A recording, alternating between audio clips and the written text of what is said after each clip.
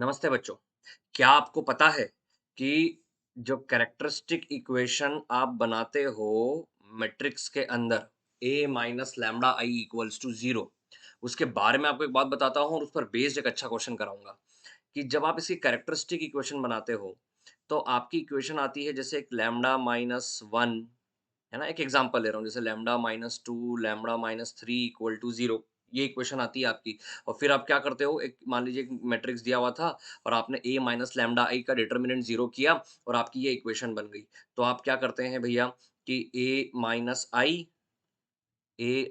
To I A minus three I equal to O, ये लिख देते हैं आप। बिल्कुल अच्छी बात है, कोई दिक्कत नहीं है। तो बेसिकली अगर देखा जाए तो इधर से लैम्बडा क्या मिल रहा था अपने को, वन टू और थ्री मिल रहा था, है ना। कैरेक्टरिस्टिक इक्वेशन है भैया, कंसेप्ट दिमाग में रखना है अपने को। कैरेक्टरिस्टिक इक्वेशन ने क्या कहा था, तो जब हम कोई भी मैट्रिक्स दिया हुआ है, मान लीजिए थ्री ऑर्डर का दिया हुआ है, तो इक्वेशन बन रही है हमारे पास में। इक्वेशन बन रही है जैसे मान के चलते हैं, lambda cube minus three lambda square plus two lambda plus six I equal to O, ऐसी कैरेक्टरिस्टिक इक्वेशन बनी, है ना बच्चों। और फिर हम क्या करते हैं, लैम्बडा की जगह ए डाल देते हैं कैरेक्टरिस्टिक इक्वेशन के अंदर, कि बोल देते हैं हाँ देखो ये इसकी एक पॉलिनोमियल इक्वेशन बनेगी।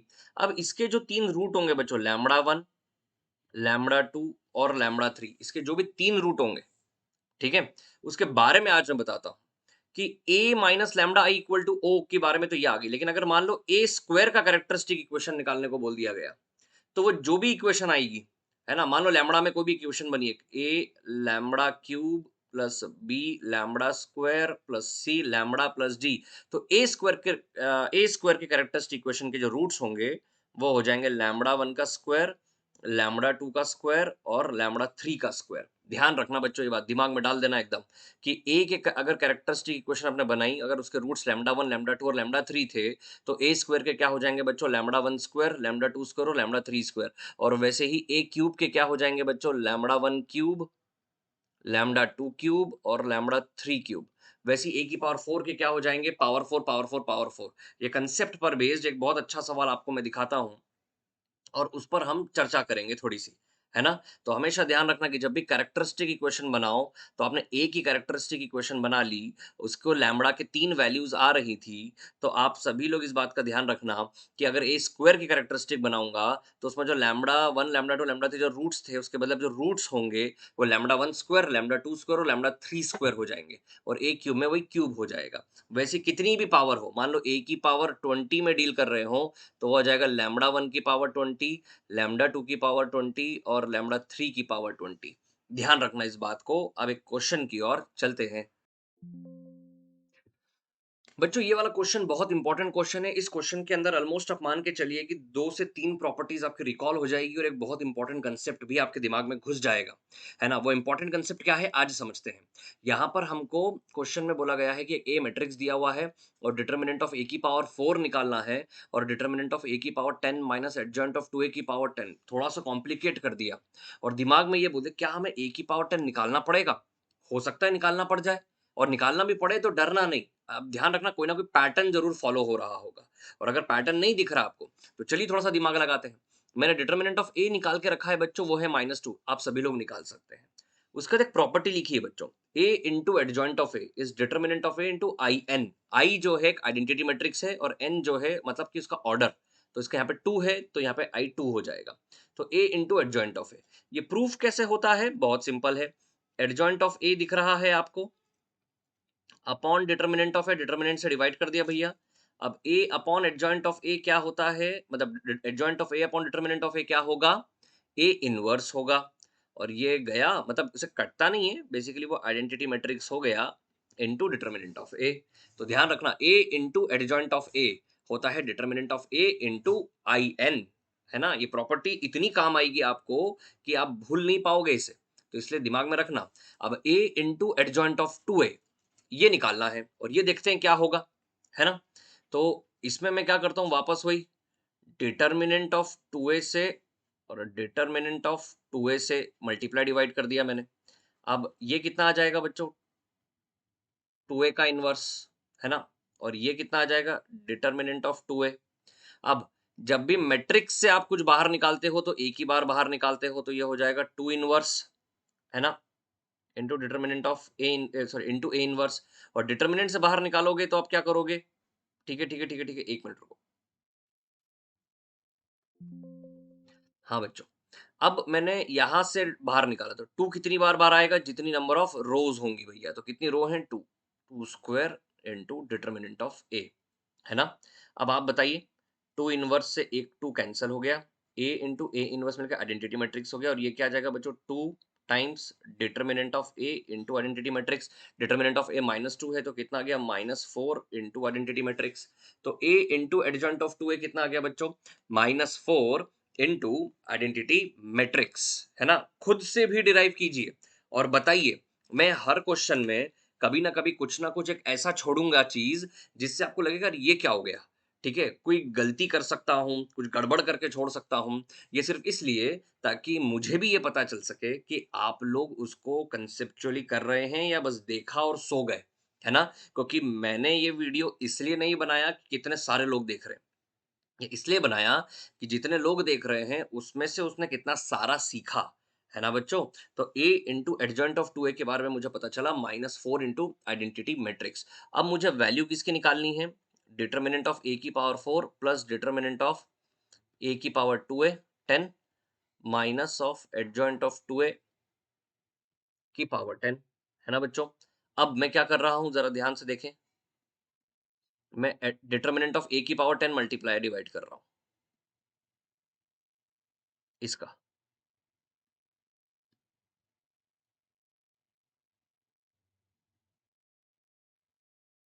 ठीक है, ये मल्टीप्लाई किया और डिटर्मिनेंट ऑफ ए की पावर 10 का डिवाइड कर दिया बच्चों अपन ने, है ना?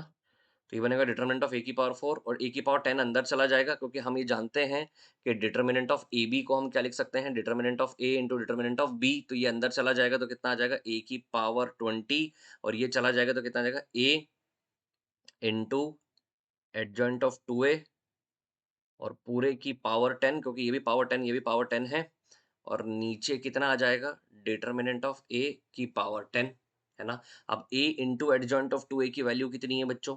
तो मैं यहाँ लिख देता हूँ डिटर्मिनेंट ऑफ a की पावर 4 प्लस a की पावर 20, और ये कितना आ जाएगा बच्चों? -4 टाइम्स आइडेंटिटी मैट्रिक्स की पावर 10 और अपॉन में डिटर्मिनेंट ऑफ a की पावर में 10, है ना बच्चों? ये आ गया मेरे पास में। अब आगे बढ़ना है मेरे को, तो 4 की पावर 10 -4 की पावर 10 मतलब कितना आ जाएगा? 2 की पावर 20 बच्चों। तो ये कितना आ जाएगा मेरे पास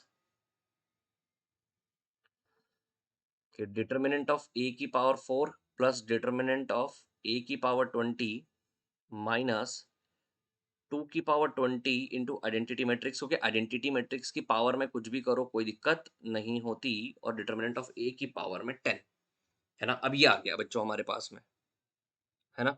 कि a की पावर 20 इसका डिटर्मिनेंट निकालना है। अब यहीं पर एक कंसेप्ट आपको बहुत ज्यादा यूज होगा, और वो ये होगा कि भैया आप बताओ जरा कि ए मैट्रिक्स आपको दिया हुआ क्या है? ए दिया हुआ है 2, 3, वापस देखते हैं 0 और -1, है ना बच्चों? ये ए दिए दिया हुआ है, तो इसकी कैरेक्टरिस्टिक इक्वेशन बनाता हूं। क्यों? क्योंकि ए माइनस लैम्डा आई जैसा कुछ दिख रहा है, तो दिल बोलता है कि एक बार कैरेक्टरिस्टिक इक्वेशन बनाओ। तो मैं क्या करता हूं, ए माइनस लैम्डा आई का डिटर्मिनेंट निकाल लेता हूं मैं यहाँ पे। ठीक है, और फोन बज गया यार, है ना? तो ए माइनस लैम्डा आई का डिटर्मिनेंट निकालूंगा, तो डिटर्मिनेंट निकालना है मुझको किसका? 2 माइनस लैम्डा 3 0 -1 माइनस लैम्डा, है ना? और इसको मल्टीप्लाई करूंगा तो कितना आ जाएगा? 2 minus lambda -1 minus lambda -0 equal to 0। तो यहाँ से बच्चों लैम्डा की वैल्यू कितनी आ गई है? एक आ गई है 2, और लैम्डा कितना आ गया है? -1। हाँ है ना? तो इसको मैं लिख कैसे सकता हूँ बच्चों, जरा खुद देख लो आप। लैम्डा आ गया 2 और लैम्डा आ गया -1, तो कैसे लिख सकता हूँ मैं कि lambda -2 lambda plus 1 equal to O. और बाद में फिर मैं क्या करूंगा? लैम्बडा की जगह क्या डाल दूंगा भैया? ए डाल दूंगा, और 2 की जगह क्या डाल दूंगा? 2 आई डाल दूंगा। बोलो हाँ या ना? वैसे ही अब बताओ, ये ए का हो गया। अगर मुझे ए की पावर 20 का निकालना है, तो क्या होगा? सेम कैरेक्टरिस्टिक इक्वेशन होगी, लैम्बडा माइनस लैम्बडा में यहाँ पे क्या आ जाएगा? ए की पावर 20, है ना? मतलब अगर मैं आपको ये बताऊं तो ये ए की कैरेक्टरिस्टिक इक्वेशन बनाई थी, तो वो क्या बन जाएगी, A minus two identity matrix और A plus two identity matrix equal to O, ये बन गई। तो अब ए की पावर 20 की अगर मुझे बनानी है तो बस सिंपल ये आ जाएगा कितना, ए की पावर 20 माइनस, है ना, और लैम्बडा कितना है मेरा 2, तो इसकी भी पावर 20 हो जाएगा। मैंने अभी एक प्रॉपर्टी बताई आपको, तो 2 की पावर 20 आई और ए की जगह पर ए की पावर 20, है ना, और यहाँ पे लैम्बडा प्लस 1 है बच्चों, 1 1 1 1 1 1।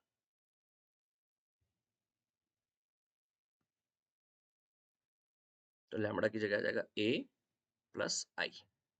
तो ए की जगह ए की पावर 20 प्लस यहाँ पे 1 है तो माइनस 1 है, तो लैम्बडा माइनस 1 है, तो भैया माइनस 1 की पावर 20 कितना आ जाएगा, 1 ही आ जाएगा।